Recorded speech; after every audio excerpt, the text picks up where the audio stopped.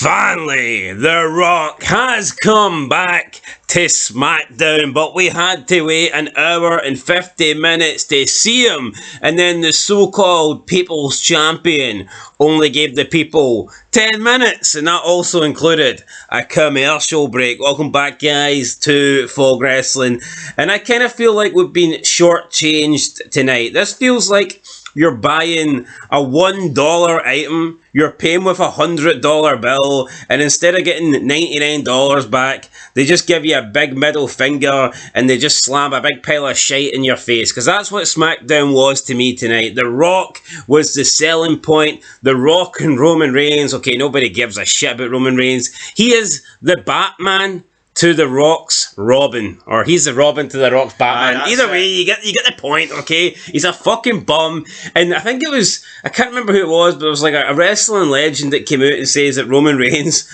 looked like a jobber, looked inferior to The Rock, and I think he does. When I see, I remember seeing The Rock and Roman Reigns like walking out together at that WrestleMania kickoff show, and it looked like Roman Reigns was like The Rock's bag handler or something. That's what it legitimately looked like to me. You've got Roman Reigns just like casually walking along, then you've got The Rock with a fucking swagger, man, and it's like Roman Reigns is just there to carry The Rock's bags. The Rock comes out, he takes center stage, and it's like Roman, Heyman, Solo and Jimmy are all just like squished into the corner. It's like they almost don't even want them on the hard cam. It's like, who are these bums?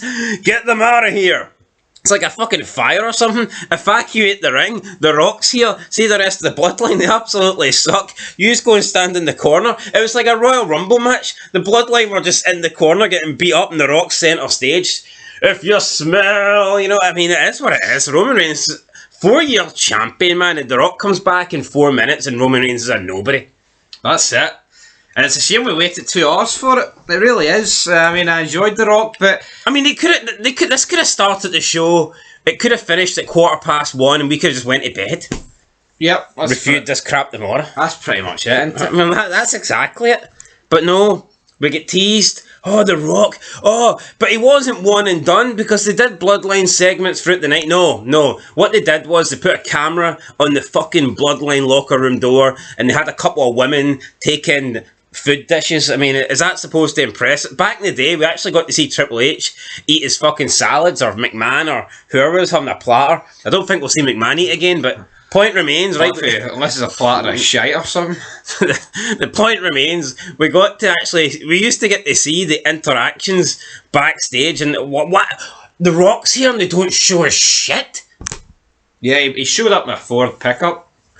See if the Rock is, I don't know why I said it 3 times. Save the Rock. Sucker tash. 3 wishes for my lamp. Well, I don't need 3 wishes, I just need 1 wish. Wrestling to be good again, it's never going to happen. Anyway, see if they had The Rock appear at 1:15, and then see if they had him like every 15 minutes. You got something. People would be, social media, The Rock would be trending, and people would be like, oh, I need to watch SmackDown, I need to watch the full 2 hours, oh, The Rock could be there, I could be missing something with The Rock. I guarantee you, people's tuned in tonight, and they've just got the feeling, you know what, I'll go and watch something else for the next hour and a half, and then I'll come back towards the end, because that's when you know you're getting The Rock. That's what we should have done. It's garbage, man. You see bums like Pete Dunne, and Big Boy, whatever the fuck his name is. I can't remember what his name is. See, big strong boy, bruiserweight. See, in the attitude there. See if you didn't watch the first like hour and a half. It's not like you could just tune into the last half an hour, and that's when you get The Rock and Austin and McMahon and Taker. See if you didn't tune in for the first 90 minutes, you'd fucking miss Steve Austin about 4 times. It's insane, man. This one and fucking done. I'm not happy. No, I'm not happy. Let's just get to the start of this show and wrap it up. So, Kevin Owens against Dominic Mysterio, I believe, kicked off the show. Don't know why I'm breaking into the Terminator theme here, but anyway, Kevin Owens beat Dominic Mysterio. Dominic was trying to get R-Truth to give him a chair. Dominic says, give me a chair, you're not the Bloodline, you're in the Judgment Day. R-Truth's like, I'm not in the Judgment Day. Dominic's like, you're in the Judgment Day. So Truth gets a chair, but he doesn't give it to Dominic. He sits his big black ass on that chair. I was about to say fat ass, but then I remembered I'm talking about R-Truth and not Kevin Owens. So yeah, he sits down on the chair. Kevin Owens then Irish whip into the ropes, pop-up powerbomb, 1, 2, 3, beats Dominic Mysterio. Hardly surprising. Boring start to the show. Owens Mysterio, sloppy match. It wasn't great. Not too happy about it. Yeah, that's all I've got to say, really. Yeah, I mean, I think R-Truth's kind of funny, but it's dragging on a wee bit now. It's like it's McMahon kind of banter. Like, yeah, when R-Truth said on Raw about like DIYs, DX, could he not have did something backstage with The Rock and actually went, "Oh, look, it's The Rock," and then The Rock's like, "Yeah, no, it's The Rock. No shit," something like that. I don't know. It's just fucking garbage, man. What is there to say? That doesn't. Wouldn't R-Truth claim The Rock's not The Rock? I know, but they're not going to have The Rock and R-Truth share a segment together. Holy fuck. Why not? R-Truth, the biggest jobber in WWE, and they're going to put him in a segment with the great the biggest jobber in WWE next to The Rock. Anyway, it is what it is. Opening match wasn't that great. We then went backstage. We got Drew McIntyre and LA Knight going back. I thought this was actually pretty good. Drew McIntyre and LA Knight back and forth, wee bit of fairball. Yeah, but it's one and done. It's like a 90-second segment. Yeah, it didn't lead to anything. No, that's the fucking problem, though, right? It led to absolutely nothing. See, tonight you've just got like 15-minute matches. What's the problem with wrestling? 2 minute. The matches are too long. Yeah, Drew's. Why are we left with a Rock segment that's like 7 minutes long? Yeah, because these fuckers. Because Naomi had to wrestle Alba Fire for 20 minutes. No, it's a fucking joke, man.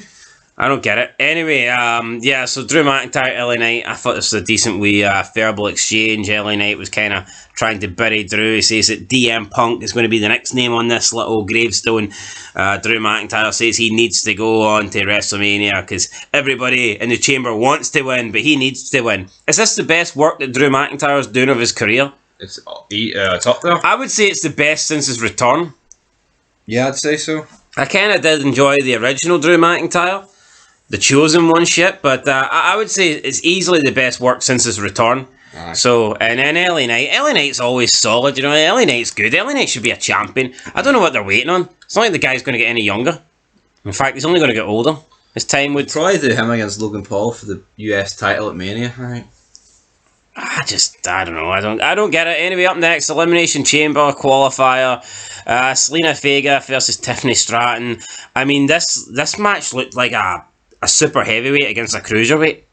Selena Vega looked really, really small. And a plastic fucking horse face. Yeah, I don't know if she lost a bit of height or something like that, or Tiffany Stratton. No, she's always just been a midget. Or Tiffany Stratton's putting on the beef or something like. But it looked like. Beef. I mean, physique doesn't really do anything to your height, does it? Well, this is Kurt Angle. I don't know what happened to him. He went off the drugs and he lost 5 feet. God damn it, Kurt! You gotta snort some more of that cocaine. He must have stored the painkillers in the soles of his shoes or something that was giving them like 10 feet. Just fucking knows what happened. Anyway, it's just again, this match goes like 15 minutes. Why? We had, now it's weird because LWO come out, first you hear Viva La Raza, you get excited because you think you're getting Eddie Guerrero. Then you realise it's 2024 and he's been 19 years. Yeah, then you're a wee bit down. LWO come out and you're thinking, what the hell is Carlito doing here? This guy's came back and he is a bum. He is an absolute jobber on this roster. He shouldn't be stuck with a stupid faction. This is a guy that should be, doing well on his own. In the chamber? Yeah, he should be in the chamber. This is a guy that should be in the main event title picture. Chris Masters back in 2006 one. But that didn't happen. So they come out, they look at Selena Vega and they let her walk to the ring herself. But then it turns out that we've got the other Mexicans who are not the LWO. Legado del Fantasma. That's the ones. They're at ringside. So now the LWO can come back out because it means that there's 3 men against 3 men. Whereas previously, the LWO couldn't come out because it wouldn't be right to have 3 men in the corner, Selena Vega, while she's facing a woman. Do you see this? Do you see what WWE do? It's like so fucking cookie cutter. It's like, why can't the LWO just be at ringside? But see, the average pathetic wrestling fan gets the Triple H chef hat pulled over their eyes here and don't fucking see this. The only reason LWO were allowed to come out to the ring is because Legado del Fantasma were there, but they never actually got involved until... Well, actually never even got involved. It was Selena Vega that dragged Elektra Lopez over. So it's not like they got involved and then the LWO came out to even up the odds. It was simply a case of, oh look, they're there, now we're allowed to come out. I mean, what is this? What the fuck is this? Garbage. Wait, no, it's fucking 6 Diddy, man. I don't get it. Like, I don't get it. Tiffany Stratton would probably batter all 6 of them. I wouldn't say Carlito's a Diddy, man. Like, oh, I forgot about Carlito. But that's it. I forget about him. That's not cool. I shouldn't forget about him. Anyway, Tiffany Stratton won. Moonsault wasn't the greatest, and for some reason WWE decided to fucking show it again in slow motion. Well, it was better than Sammy Guevara's, wasn't it? Well, at least she never broke it. Maybe she did break Selena Vega's nose. That maybe would have been an improvement. Though. I think Selena Vega's face is fucking horrendous. See, especially in the SmackDown graphic. No, but sometimes she looks really good. It's actually weird. I don't know what it is. It's very strange. No, but it's with most of the women seeing the actual AI graphics. It's probably all the makeup and plastic surgery. Yeah, but like Charlotte's the worst. You see that one? There's one of Charlotte, and she looks like 70-year-old Cher. Do you believe in rock after an hour and 50 minutes of piss? Anyway, Selena Vega loses. Tiffany Stratton wins. She's going to the chamber. Very, very predictable. Where's the end game with That's it, though. It's predictable. Everything's fucking... See in the preview, everything I said tonight has happened. What's happening? They've got all these predictable matches, but they'll still go 15 minutes even though you know it's going to happen. What's happening with LWO versus... Is this a WrestleMania worthy match? Pre-show? Night 1? Night 2? No. Night 3? No. No nights. Night 0. Fucking release. Alright, anyway, so there you go. Stratton wins. I mean, we're on Bleacher Report, and we're reading the results here, even though we did see it. Problem is, it was a forgettable show, so if I don't look at the results again, I'll probably miss stuff that happened. But they've given the first 2 matches B's, and I'm thinking, what the hell? To me, a B is a good rating. Yep. B's a solid rating. 7-8. See if I'm playing Total Extreme Wrestling and I get a B, I'm happy. Aye. I refuse to believe these first 2 matches were B's, but whatever. I'm calling bullshit. So yeah, they win. Then we got the Authors of Pain are backstage, and they're just there. They're going to return to the ring tonight. I hate Karrion Kross. See this gimmick of him just lurking in the shadows with his wee time glass thing. Release. AOP defeat 2 guys from NXT. Did they really need to bring 2 guys from NXT just to have AOP win? Is there nobody on SmackDown they could beat? Like, this is the kind of match that Pete Dunne and the Strong Boy should be in. And losing. They should be jobbers. And yet they're being made out as like goats. One of these guys for NXT actually looked like he had a decent size to him. I know. I think it was the Morris guy. And here they are getting jobbed to clean it. So I don't get it. Up next, we had Damage Control cutting a promo, but of course they can't speak English, so it was a Japanese promo, and it was just Japanese with subtitles, and it's like, you know what? Say what you want about Nakamura, but Nakamura's cut some good fucking promos. He's made the whole angry heel Asian thing work. No, he has. I know he's done it in the AJ Styles feud. And he also done it, I think the one with Seth Rollins, where he did the wee rap, the wee Carol song, and he's calling Dusty Rhodes. What's he called? Dustin Rhodes? Dusty Rhodes, he called it? Your old fat inbred. Your old fat inbred. Your father is dead. I mean, what the fuck was that? What did we get here? We got nothing. Got absolutely nothing. Just Japanese talk with subtitles. And why are these 3 got all the belts? You better sleep with one eye open, hugging your pillow tight. We are Japanese, can't speak English. Take my hand and fucking never watch wrestling again. Anyway, some Metallica there for you guys. Asuka says, nobody ready for Damage Control. We're not ready. The sushi calls. Apparently Asuka's got a food channel on YouTube and it's supposedly entertaining. Do you want to see an Asuka food channel review? It might have to be done. Anyway, that's it.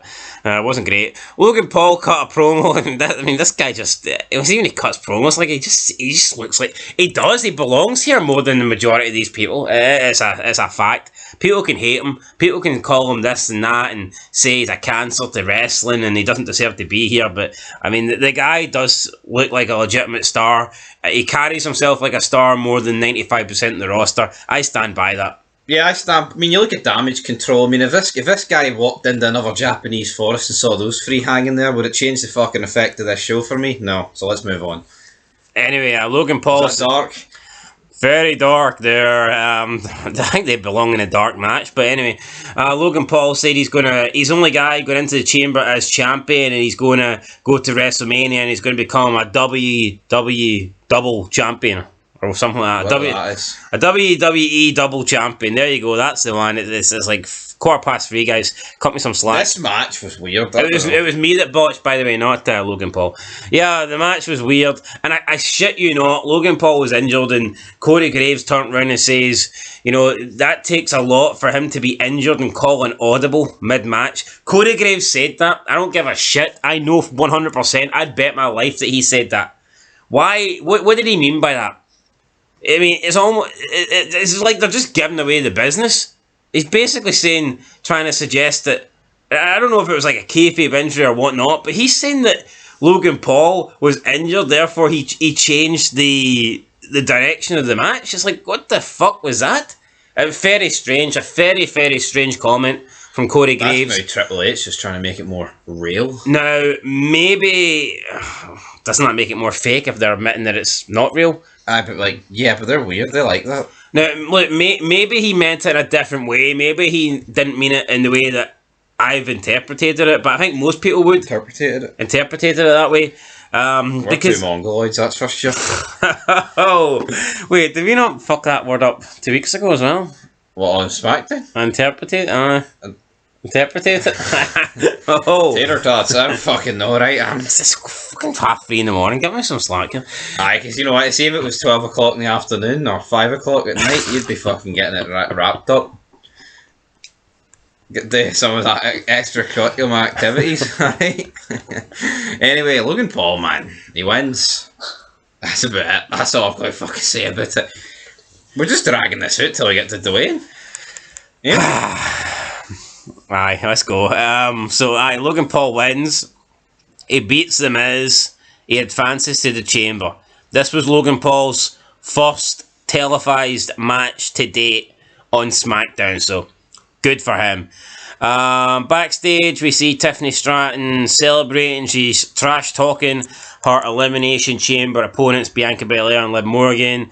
She asks him what is the correct way to eliminate them, who wants to be eliminated first. Then Jade Cargill interrupts, and Nick Aldis is there. And you know what? I think WWE's done a poor job with Jade Cargill. She just doesn't feel important. Yeah. They've just dropped the ball. I mean, Royal Rumble was a month ago, and what's happened since then? Like, what has happened since then? She turns up, she sits in a box, and she watches SmackDown. That's alright doing that the first week. Why are they doing that 4 weeks later? Why the fuck are they doing that? I just don't get it. Braun Breaker comes out. He signs a contract. He's a full-time member of SmackDown. But Jade Cargill hasn't signed anything. I just don't get it, man. It's 4 weeks and they've done nothing. When are they going to move? When are they going to advance to the next part of the story?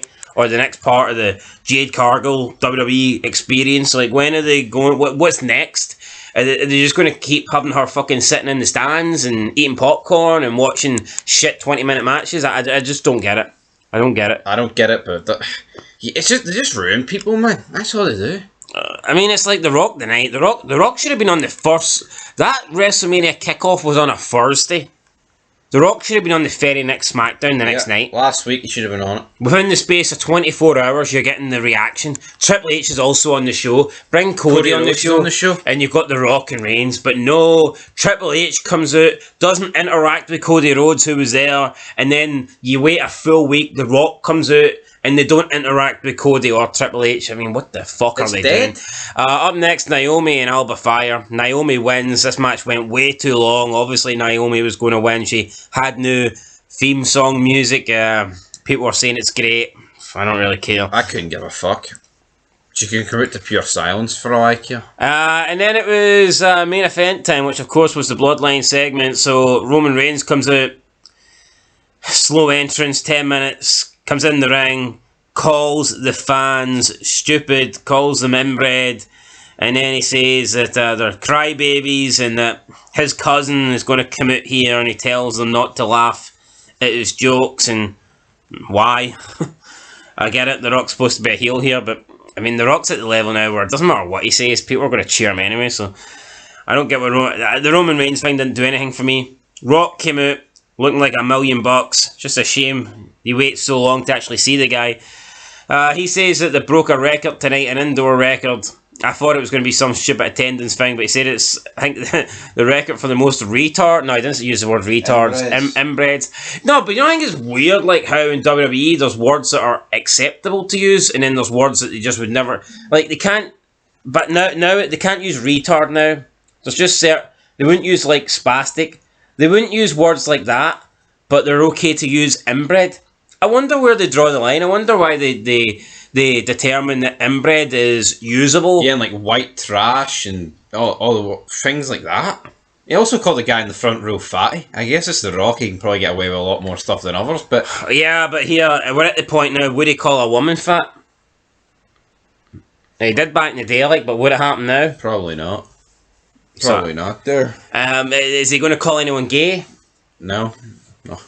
Well, I mean, he could point to fucking anyone in the crowd, man, that'd be under that category, so... But inbred and white trash is fine, but not gay and shit like that. So but see, like, white trash, but say he was in Chicago, and he pointed to a black guy, and he was like, Black Fug. Black Fug, or Black Ghetto Gangbanger. First of all, I mean, he'd probably been dropped. He'd probably been fucking shot or something, but... You know what, right? It's The Rock, Hollywood Rock, it was alright, but it fucking sucks because you waited all night for this, and it was like... I mean, it was alright, but it wasn't great. He basically says that you're the crybabies, you're the ones that have stopped this magical moment from happening, The Rock versus Roman Reigns, all because you wanted to see Cody Rhodes finish his story. He then called Cody Rhodes a crybaby. Cody Rhodes wouldn't accept losing. He compared it to the San Francisco 49ers losing the Super Bowl, then wanting a rematch. But here's the thing, right? That analogy's fucked up, because Cody Rhodes didn't lose at WrestleMania and then come out the next night and want a rematch. Well, he kind of did want a rematch, but he didn't get one, right? Cody Rhodes has won the Royal Rumble again, and now he's picking Roman Reigns again. So that would be the equivalent of the San Francisco 49ers getting to next year's Super Bowl, and the team that's standing across from them is the Kansas City Chiefs. Aye. That means you've earned your rematch, and that's what Cody Rhodes has done. So I don't. The Rock's like Tom Brady coming back and just be like, right, I want the Super Bowl. I haven't played in 5 years, but fuck it, I used to be good, and I had 7 gold rings or whatever it is. So you know, put me in there. Shove them sideways and stick them straight up your candy ass. And then The Rock says you've lost your privilege. You don't get to sing along with The Rock, and then he says if you smell what the bloodline is cooking. And I mean the blood. Look at the state of the bloodline, right? They do the middle finger point. You've got The Rock banging the centre of the ring, and then you've got like Roman Reigns a little bit to the left, and then you've got the rest of the bloodline just crammed in behind Roman. It is so clear that The Rock is the star of this show. The Rock is the man, and everyone else is just in the ring, just there. Like, if this was really a dominant faction, if the Roman Reigns was on the same level as The Rock, they would be both in the middle, sharing the centre of the ring. You know what they should do, right? They should do Roman Reigns and The Rock against Austin and Cody. Because see Seth Rollins, he's a fucking bum. At least if you do that to him, I mean, there's not one reason why... I'd take that. No, there's not one reason why... Well, all these marks would rather Rollins. Of course they would. But right, let's just put it into perspective, right? Rollins is injured. Getting the guy to do 2 matches is just fucking ridiculous. And also the fact, Austin says he's open for another match. And I think Austin going against The Rock with like the 2 other big guys in the main event, in the match, is a fucking great match. It has to be Austin. Anyone else just doesn't step up to the plate. Yeah, like Cena, right? But they've butchered him. The last 5 years they've butchered Cena, man. Guy couldn't win Yeah, I mean, see if Cena couldn't beat Solo Sikoa. So is he really going to beat The Rock and Roman Reigns? Probably not. It would need. I mean, yeah, there's no one on Austin's level, but I mean, beneath Austin's level, I mean, Hogan. Not like Hogan can fucking go something, but like Taker. But then, like, I don't know, Taker's kind of lost a bit of his mystique, I think. Punk's injured. I mean, yeah. So and Punk's not really done anything. Yeah, but he's also like full time. It's not. Although really... he did have Cody's back during that thing, and The Rock looked at him, and he said he wanted to punch people in the faces. So, and he's injured. So, point is, I would do Austin. Why not? Imagine, right, if Cody came out next week on or McMahon. Right, oh, you want to get shit on? No, but imagine, right, Cody comes out and confronts the Bloodline. He's like, yeah, well, I've bought backup. And you think you're going to hear, whoa, whatever the fuck's everyone be here. That'd be great. Or what about you hear Goldust's music? That would be sick. No, but just imagine going into Mania 40 and it's Rock and Austin looking face to face with each other. It's not quite My Way or Crack Addict, like it's probably some pish song by the Weeknd. The Weeknd? Nah, fucking The Weeknd. Anyway, that's your SmackDown review. It wasn't great. I'm gonna give I'll give it a 2 out of 10. I'll give it a 2 out of 10. I gave TNA a 2 out of 10. I'll give 2 because The Rock has 2 eyebrows. He only uses one though. I know, but yeah, the eyebrow The Rock doesn't use is still bigger than this fucking show. So anyway, guys, that's it. The Rock is back, and we'll probably have to wait another 10 years to see him again. Till next time, peace.